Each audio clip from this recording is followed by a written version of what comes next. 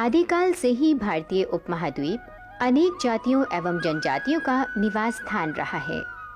इन जनजातियों के अपने कुछ रीति रिवाज, खान पान, भाषा बोली, रहन सहन, परंपराएं एवं अन्य विशेषताएं हैं।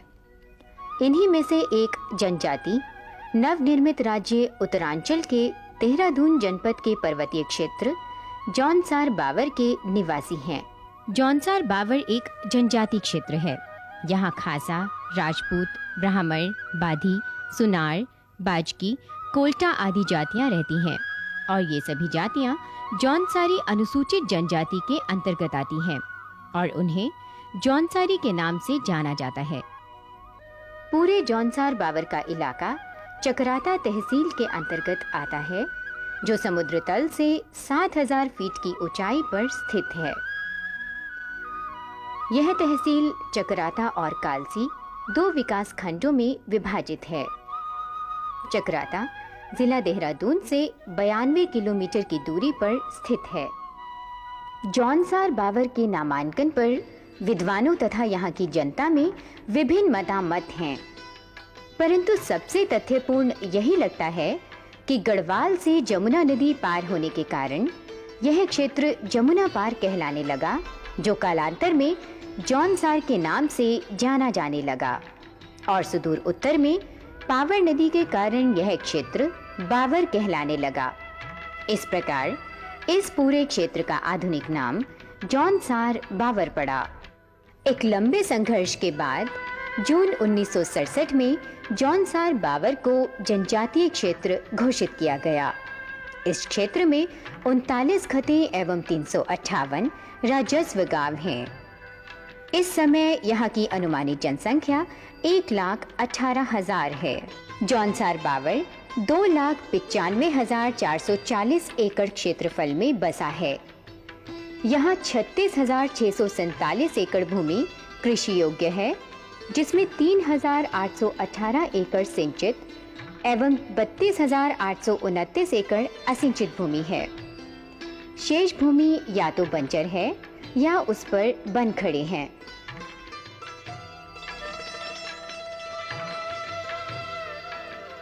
जौनसार बावर के आदिवासियों की उत्पत्ति के बारे में कोई स्पष्ट विचारधारा नहीं है, लेकिन यहाँ के अधिकांश लोग अपने को पांडवों का वंशज मानते हैं।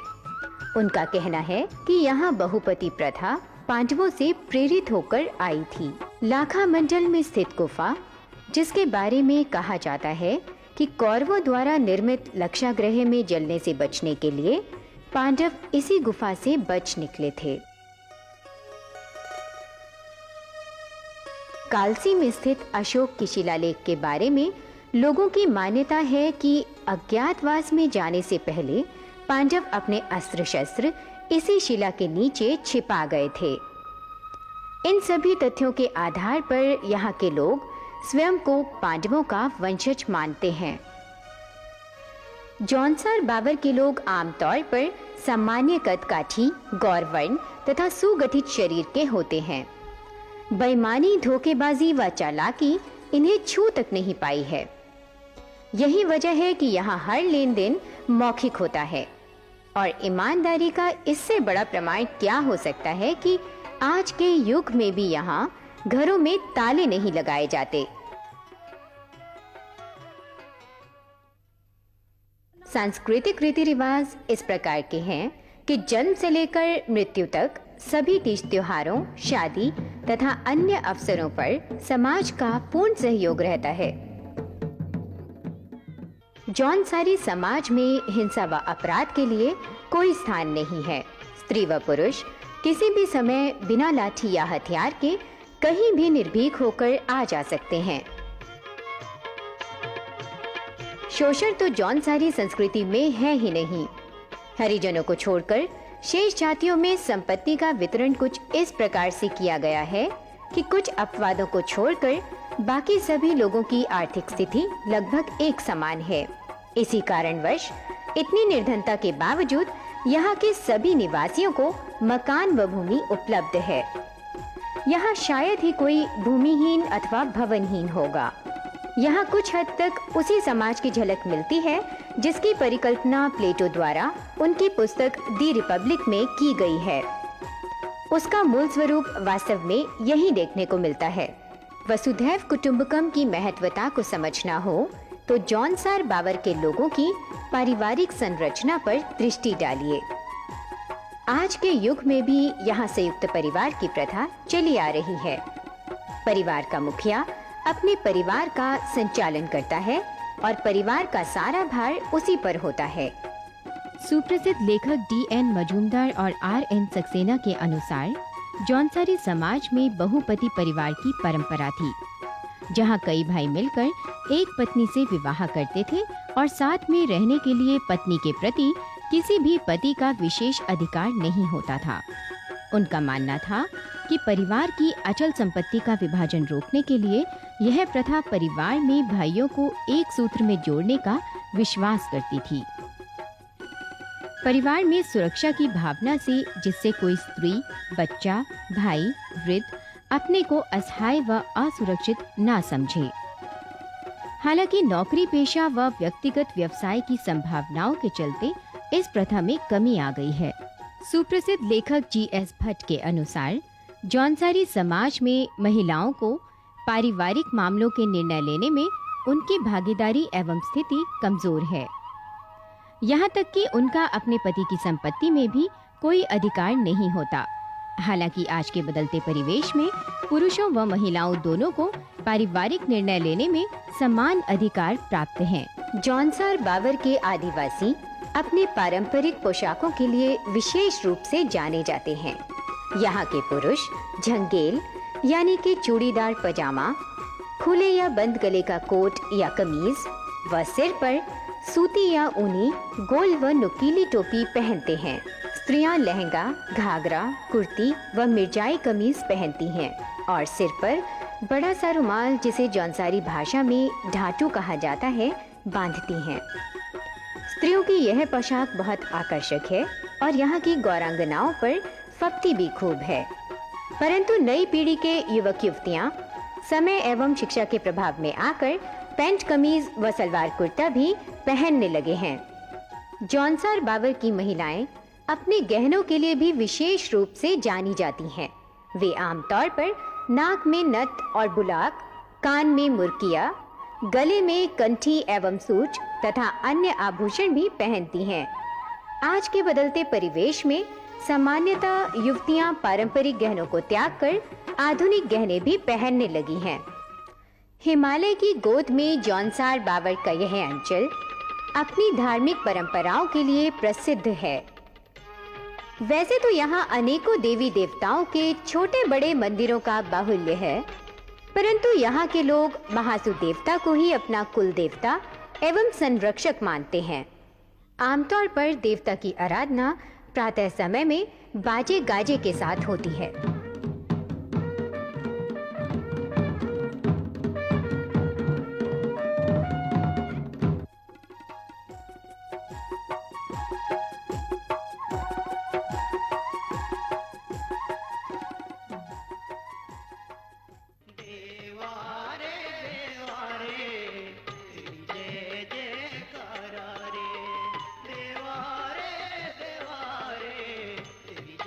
हनौल में स्थित महासु देवता का यह मंदिर, जिसका निर्माण 7वीं सदी में किया गया था, जौनसार बावर के जनजाति समाज का प्रमुख मंदिर है।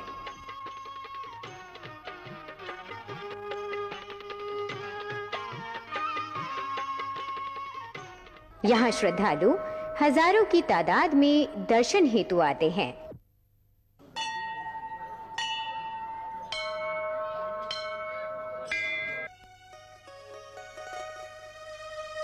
घर में शुभ कार्य संपन्न होने पर जिंदा बकरे यहाँ समर्पित किए जाते हैं। देवता को चढ़ाए गए इन बकरों को घांडुबा कहते हैं। देवता को चढ़ाए जाने वाले इन बकरों को अपने खेतों में चरने से कोई नहीं रोकता। कहा जाता है कि इनके चरने से अनाज के उत्पादन में बढ़ोतरी होती है।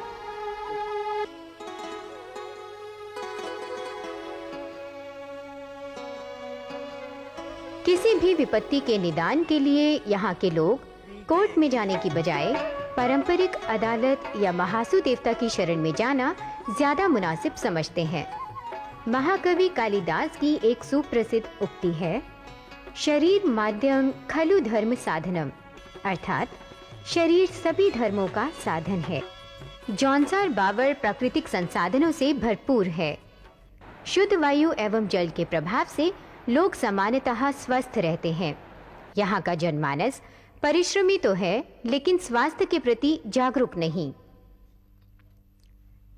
साथ ही स्वास्थ्य सेवाओं की कमी के कारण लोगों को अत्यंत परेशानियों का सामना करना पड़ता है। सरकारी प्रयासों से यहाँ अस्पताल एवं छोटी छोटी डिस्पेंसरियों का निर्माण तो किया गया है, परंतु उनमें सुविधाओं की नितांत कमी है तथा अस्पतालों में डॉक्टरों का भी अभाव है। अस्पताल दूर होने के कारण मरीजों को डोली में उठाकर लाना पड़ता है। कभी कभी गर्भवती महिलाओं को अस्पताल लाते समय रास्ते में ही उनकी मृत्यु हो जाती है। जौनसार बावर में अच्छे अस्पतालों की कमी के कारण प्रायः लोगों को इलाज के लिए देहरादून व अन्य स्थानों पर जाना पड़ता है। जौनसार बावर के आदिवासी समाज में जन्म से लेकर मृत्यु तक संस्कारों की प्रधानता है। आमतौर पर यहाँ जन्म से ही लड़कियों को नीचा समझा जाता था, जबकि लड़का पैदा होने पर मंगल गीत गाए जाते थे। परंतु बदलते समय के प्रभाव से लड़के और लड़कियों में भेद कम होते जा रहे हैं। अंधविश्वासों, जादू टोनों एवं तंत्र मंत्र पर यहाँ के लोगों को अत्यधिक विश्वास है। बच्चों की बीमारियों में खास तौर से झाड़ फूंक का सहारा लिया जाता है।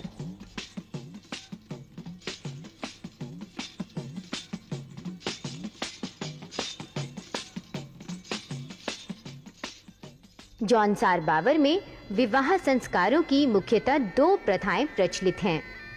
पारंपरिक हिंदू पद्धति, जिसे यहाँ की भाषा में फेरे की शादी कहा जाता है, और जौनसारी विवाह पद्धति। इन दोनों ही पद्धतियों में लड़के के पिता को लड़की के यहाँ रिश्ता मांगने जाना पड़ता है। जौनसारी पद्धति में बारात भी लड़की वालों की ओर से ही जाती है। दहेज के नाम पर लड़की को सिर्फ 5 बर्तन उपहार स्वरूप दिए जाते हैं, जैसे घड़ा, परात, थाली, लोटा एवं गिलास। इस समाज में विवाह के पश्चात ससुराल में महिलाओं को रैंती कहा जाता है और उसे ससुराल वालों के तौर तरीकों के अनुसार मर्यादित व्यवहार करना पड़ता है। यदि यही महिला ससुराल से अपने मायके आती है तो वहाँ उसे धैंती कहा जाता है और मायके में उसे स्वच्छंद व्यवहार की छूट होती है।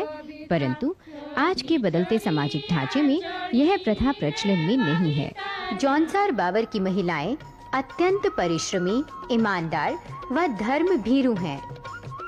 जौनसारी कृषि व पशुपालन की वे रीढ़ हैं। कृषि कार्य में महिलाओं की भागीदारी पुरुषों की अपेक्षा कहीं भी कम नहीं है।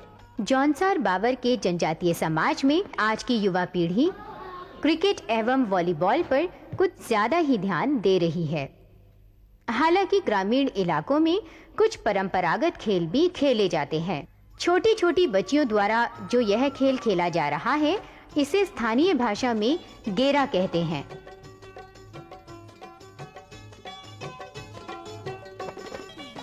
जौनसार बावर में परंपरागत एवं आधुनिक दोनों तरह की न्यायिक व्यवस्था मौजूद है। यहाँ व्यक्तिगत झगड़ों व विवादों के निपटारे के लिए खुमरी की बैठक बुलाई जाती है।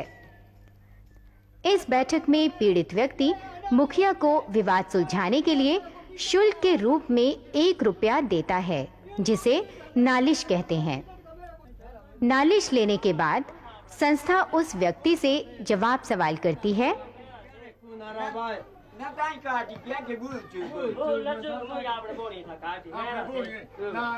बैठक में उस व्यक्ति को दोषी पाए जाने पर संस्था उस व्यक्ति पर आर्थिक दंड लगाती है।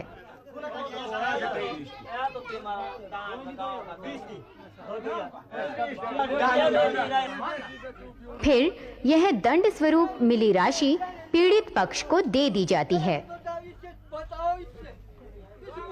हालांकि अब इस प्रकार की पारंपरिक न्याय व्यवस्था से लोगों का मन हटने लगा है।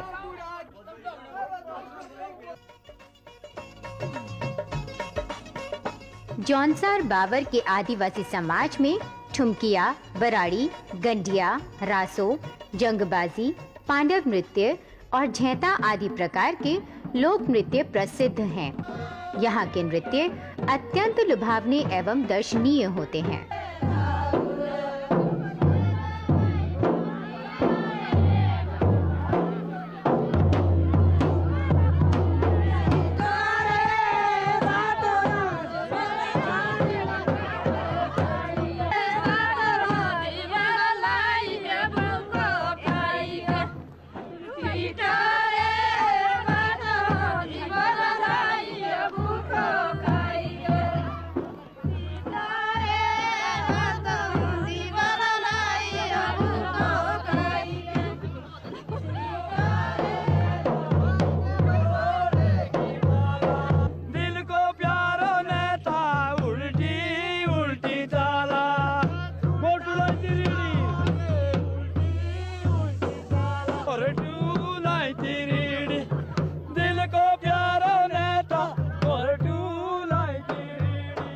अतिथि सत्कार की भावना इस समाज में इस कदर कूट कूट कर भरी हुई है कि कभी कभी अपने मेहमानों को चाय पिलाने का काम चाय नृत्य के द्वारा किया जाता है।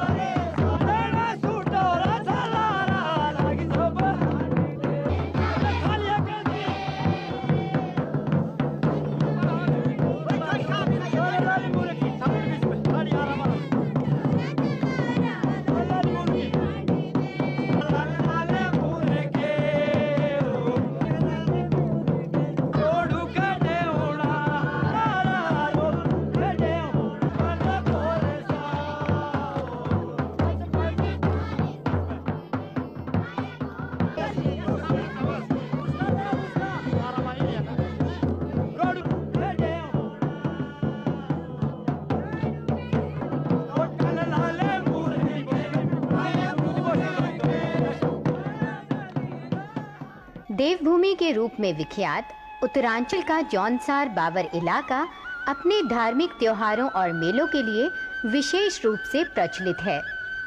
बिस्सू, जागड़ा, नुणाई, दिवाली, पांचों के मेले और माघ त्योहार प्रमुख हैं। माघ का त्योहार 11 या 12 जनवरी से प्रारंभ होता है। उस दिन बकरा काटा जाता है। बकरे का मांस साफ करके रस्सियों में टांग दिया जाता है और फिर अपने घरों में बुलाकर सामूहिक भोजन, गान व नृत्य किया जाता है।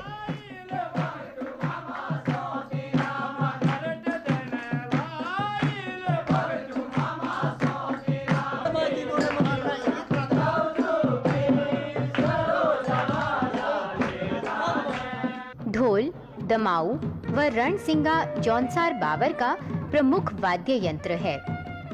यहाँ यह कहावत है कि ढोल व दमाऊ ना होते तो पूरा इलाका ही वीरान होता।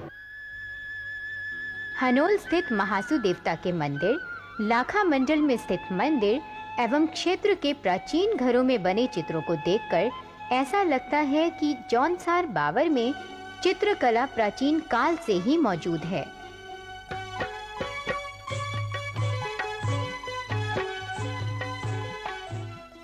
जौनसार बावर का जनजातीय न सिर्फ अपनी सांस्कृतिक विरासत के लिए ही अपितु अपने रण बांकुरों के लिए भी जाना जाता है। आजादी की लड़ाई में यहाँ के रण बांकुरों ने भी बढ़ चढ़कर हिस्सा लिया था। क्यावा गांव के वीर केसरी चंद द्वितीय विश्व युद्ध में सुभाष चंद्र से प्रेरित होकर आजाद हिंद फौज में भर्ती हो गए थे। ब्रिटिश राज्य व साम्राज्य के विरुद्ध युद्ध करने के अपराध के लिए इन पर मुकदमा चला और मात्र 24 वर्ष 6 माह की आयु में 3 मई 1945 की प्रातः दिल्ली की जिला जेल में फांसी दे दी गई। वीर केसरी ने अंतिम इच्छा पूछने पर कहा था, देश की शीघ्र आजादी व कफन के लिए खादी का प्रयोग। वीर केसरी की याद व सम्मान में रामताल गार्डन में स्थापित उनकी मूर्ति पूरे जौनसार बावर के जनजातीय समाज को गौरवान्वित करती है। यहाँ प्रत्येक 3 मई को मेला भी लगता है, मगर दुख की बात यह है कि शहीद केसरी की याद में बने इस ऐतिहासिक स्थल की देखभाल नहीं के बराबर है। जौनसार बावर का जनजातीय समाज मूल रूप से कृषि पर आधारित है। क्षेत्र के 95% लोग अपनी आजीविका के लिए कृषि करते हैं। यहाँ कृषि पारंपरिक साधनों अर्थात बैलों से की जाती है। आलू, टमाटर, अदरक, प्याज आदि यहाँ की मुख्य सब्जियां हैं। गेहूं, धान, मक्का, मुंडवा आदि फसलें यहाँ के लोग पैदा कर अपनी जीविका चला रहे हैं। सरकारी सहायता से यहाँ सिंचाई के साधनों का प्रसार होने के कारण यहाँ सिंचित भूमि बड़ी है। पशुपालन भी यहाँ की अर्थव्यवस्था का प्रमुख आधार है। इन सभी पारंपरिक आर्थिक स्रोतों के अतिरिक्त क्षेत्र में काफी लोग अपनी आर्थिक स्थिति सुधारने में प्रयासरत हैं। किसी राष्ट्र की सबसे बड़ी शक्ति, सबसे बड़ी धरोहर उसके नागरिक ही होते हैं। जितने ही उन्नत, शिक्षित व चरित्रवान उसके नागरिक होंगे, उतना ही महान वह राष्ट्र होगा। जौनसार बावर में सरकारी स्वयंसेवी संस्थाओं एवं कुछ पब्लिक स्कूलों के माध्यम से शिक्षा का प्रचार प्रसार तो हो रहा है, लेकिन अभी उतना नहीं जितना होना चाहिए। इस जनजातीय समाज की मुख्य भाषा जौनसारी है। यहाँ ओखली को स्थानीय भाषा में गुत्तू, हल्दी को हईद और मूसल को मूसो कहा जाता है। यहाँ की ना अपनी कोई लिपि है और ना ही साहित्य। यहाँ संपूर्ण लेखन कार्य हिंदी में किया जाता है। जौनसार बावर के जनजातीय समाज का बनों के साथ चोली और दामन का साथ है। बनों के बिना यहाँ के लोगों के जीवन यापन की बात करना बेईमानी होगी। जनजातीय समाज की सुबह से शाम तक की पूरी दिनचर्या ही बनों पर आधारित है।